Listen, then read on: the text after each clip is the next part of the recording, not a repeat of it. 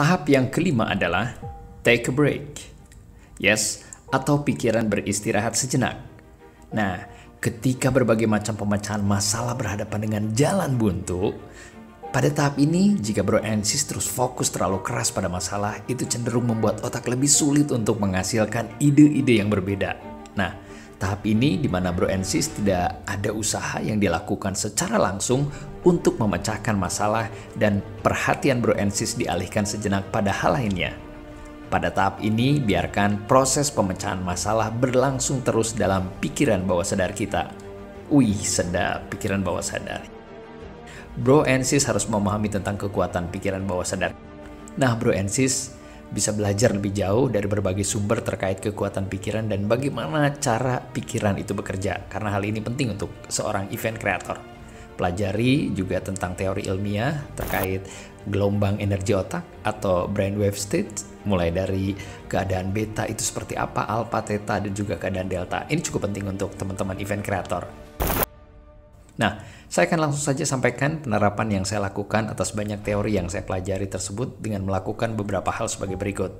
Yang pertama adalah relax, melakukan aktivitas yang Bro and Sis sukai. Salah satu cara untuk memasuki alam pikiran bawah sadar ini adalah melalui proses relaksasi, ya, dengan tujuan menurunkan frekuensi gelombang otak kita. Karena kunci kekuatan pikiran terletak pada kondisi gelombang otak untuk masuk ke alam pikiran bawah sadar. Nah, dengan melakukan hal yang Bro and Sis sukai, pikiran dan tekanan atas pekerjaan pada tahap sebelumnya seolah menghilang untuk sesaat. Semangat baru dan kegembiraan datang menghampiri. Nah, tiap orang tentunya memiliki cara untuk rileks atau santai yang beragam. Ada yang membaca, mendengarkan musik, berolahraga, nonton film, mandi berendam air panas, atau hanya sekedar duduk menikmati pemandangan di sekitarnya. Dan masih banyak lagi tentunya tergantung dari masing-masing orang. Jika pikiran Bro and Sis dipenuhi masalah dan tekanan, sehingga kita sulit melakukan relaksasi untuk menemukan frekuensi gelombang otak, ada cara ampuh atau secara shortcutnya, yakni sholat, zikir, berdoa, atau meditasi sesuai dengan apa yang Bro and Sis yakini. Selanjutnya, touch your heart, lembutkan hati. Menjadi penting untuk melembutkan hati, karena harapannya dengan sentuhan hati yang lembut atau sensitif terhadap banyak hal akan membuat karya yang kita buat memiliki nyawa sentuhan hati saat dikerjakan nanti. Bukankah karya yang disampaikan dengan hati akan diterima baik juga oleh hati? Nah, saya terkadang menonton film-film inspiratif, short movie, film-film Thailand misalnya yang biasanya menginspirasi, film-film yang menyentuh hati atau cerita perjuangan seseorang dari bukan siapa-siapa menjadi seseorang yang berpengaruh atau terkenal. Pertunjukan-pertunjukan bakat seperti American Got Talent, British Got Talent, dan masih banyak lagi.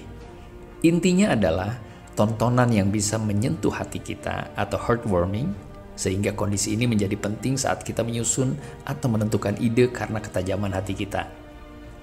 Nah, yang berikutnya saya lakukan adalah sleep. Yes, tidur. Ini penting. Tidur sudah menjadi hal yang wajib untuk kita lakukan tiap harinya untuk mengistirahatkan otak kita. Nah, ketika tidur, otak kita ternyata melakukan beberapa hal di alam bawah sadar kita. Nah, tahu kan Bro and Sis, aktivitas apa saja yang terjadi ketika kita tidur? 1. Tidur kita bisa menghilangkan racun, bisa meningkatkan daya ingat, dan juga meningkatkan kreativitas. Kesimpulannya, tahap yang kelima adalah take a break. Tahap ini di mana Bro and Sis tidak ada usaha yang dilakukan secara langsung untuk memecahkan masalah dan perhatian Bro and Sis dialihkan sejenak pada hal lainnya. Pada tahap ini biarkan proses pemecahan masalah berlangsung terus di dalam pikiran bawah sadar kita. Beberapa hal yang bisa Bro and Sis lakuin, pertama adalah relax, touch your heart, sleep, dan shortcutnya adalah sholat, zikir, berdoa, atau meditasi sesuai apa yang Bro and Sis yakini. Oke, sebuah quote menarik dari Albert Einstein yang mengatakan bahwasannya kecerdasan tidak banyak berperan dalam proses penemuan. Ada satu lompatan dalam kesadaran, sebutlah itu intuisi atau apapun namanya, solusinya muncul begitu saja dan kita tidak tahu bagaimana dan mengapa. Terima kasih sudah menyimak tahap yang kelima, selanjutnya tahap ke-6 dan ke-7 akan segera saya posting.